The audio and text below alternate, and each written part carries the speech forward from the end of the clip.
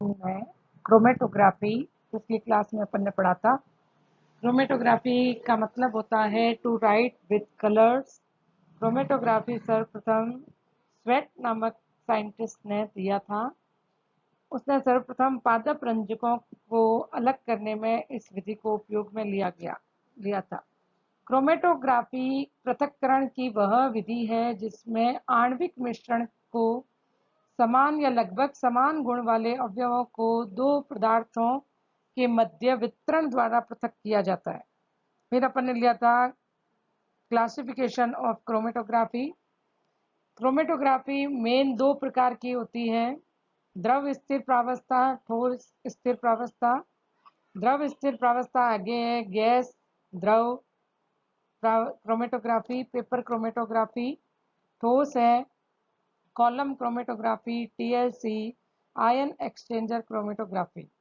और गैस गतिशील प्रावस्था के रूप में हो तो ठोस गैस पृथक्करण विधि।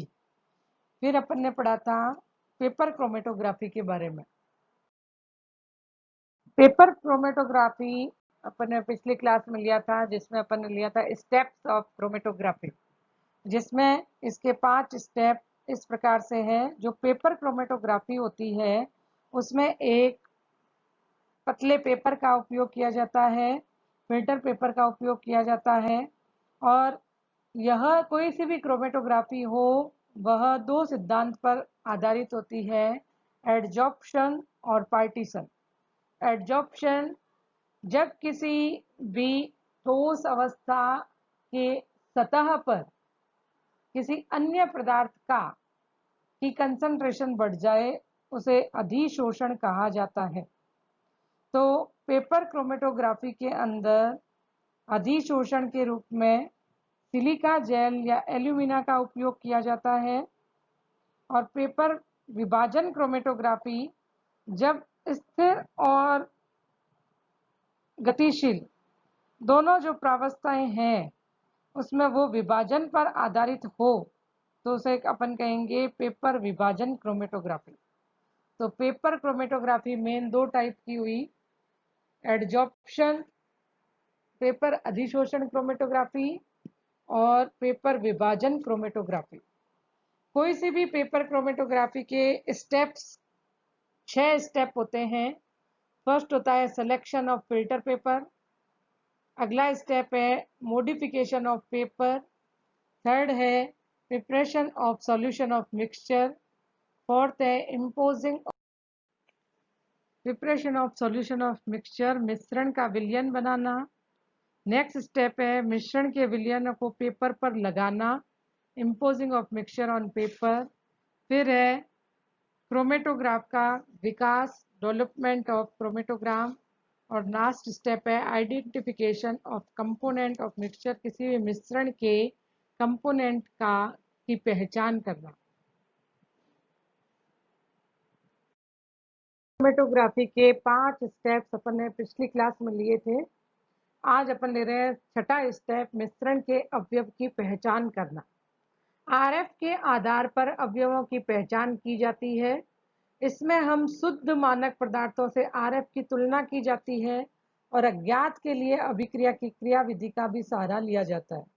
उपयुक्त सभी जितने भी प्रकार के स्टेप है वो टीएलसी के लिए प्रयुक्त किए जाते हैं।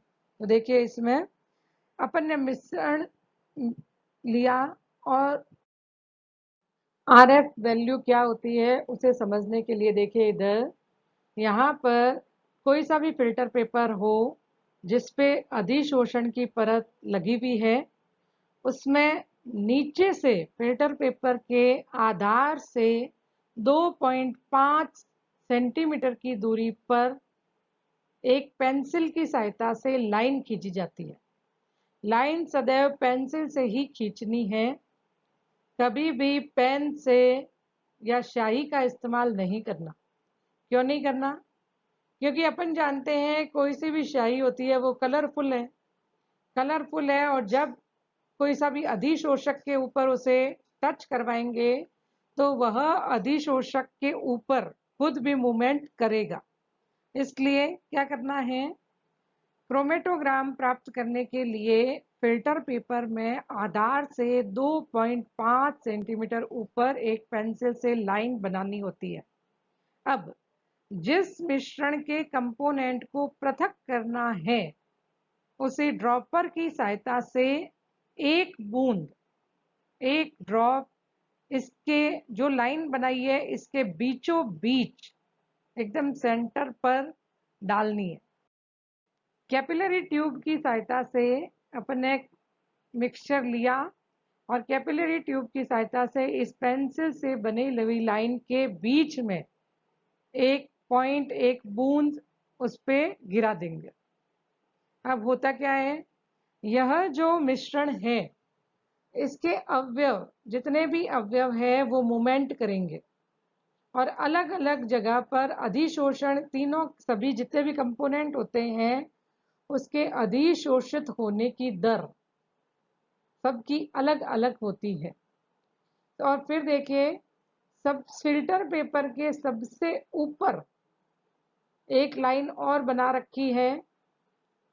यह जो लाइन है, जब अपन इसके अंदर विलायक का उपयोग करते हैं तो विलायक अधिशोषक के द्वारा ऊपर की ओर गति करता है और जिस अधिकतम लेवल तक विलायक पहुंचता है वह दूरी आधार बिंदु से ज्ञात कर लेंगे।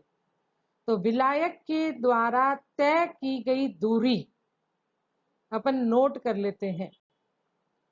फिर प्रत्येक कंपोनेंट, मान लो इसमें 2 कंपोनेंट से मिलकर बना हुआ कंपाउंड है, मिक्सचर है, उसका अपन ने पेंसिल की सहायता, पेंसिल के ऊपर जो लाइन बनाई है पेंसिल की, उसके ऊपर अपन ने कैपिलरी ट्यूब की सहायता से ड्रॉप डाल दी।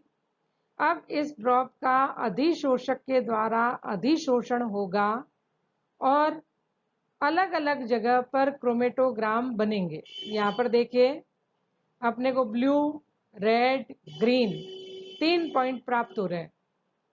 तो जो कलरफुल कंपाउंड होते हैं वो सारे अलग अलग हो जाते हैं, सभी अवयवों की अधिशोषण की दर अलग अलग होती है। तो अब अपन ने लिया कंपोनेंट ए के द्वारा आधार से तय की गई दूरी और बी के द्वारा आधार से तय की गई दूरी और विलायक के द्वारा तय की गई दूरी। तो आरएफ वैल्यू होती है कंपोनेंट के द्वारा तय की गई दूरी बटे विलायक के द्वारा तय की गई दूरी। यहाँ पर देखो, एक से आधार की दूरी है y और विलायक की दूरी है x, तो आर एफ बराबर हो जाएगा y/x, यानी a द्वारा तय की गई दूरी अपॉन विलायक के द्वारा तय की गई दूरी। इसी तरह से R F for B component, B विलय के द्वारा तय की गई दूरी बटे विलायक के द्वारा तय की गई दूरी। तो विलायक की कंपेयर में किसी कंपोनेंट के द्वारा तय की गई दूरी का रेशो, अनुपात आरएफ फैक्टर कहलाता है। वापस देखिए एक बार, अपन ने पेंसिल से एक लाइन बनाई आधार पर 2.5 सेंटीमीटर ऊपर, उसके ऊपर अपन ने कंपोनेंट जो मिक्सचर है वो डाला। विलायक के द्वारा तय की गई दूरी यहाँ पे x, जो कंपोनेंट हुए क्रोमेटोग्राम बने अलग अलग हो गए ए और बी। ए द्वारा तय की गई दूरी y है, बी द्वारा तय की गई दूरी z। तो R F for A component हो जाएगा y/x और R F for B component हो जाएगा z/x।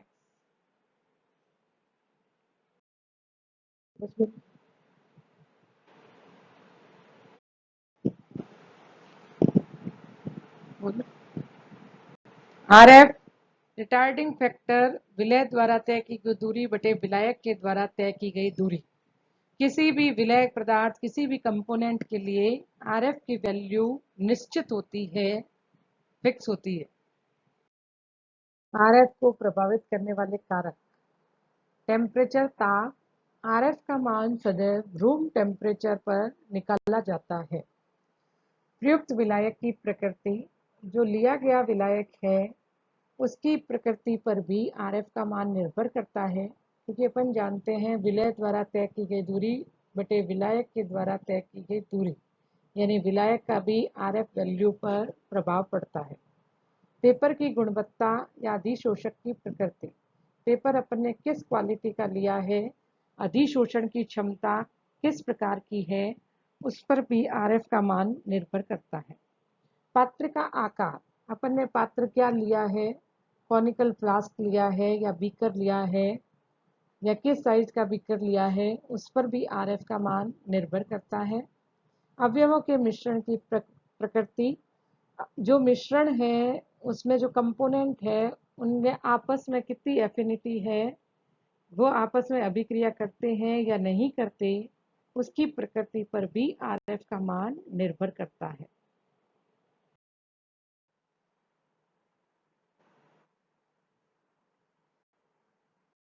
क्रोमेटोग्राफी के बाद में आती है कॉलम क्रोमेटोग्राफी, जो अपन नेक्स्ट क्लास में डिस्कस करेंगे। धन्यवाद।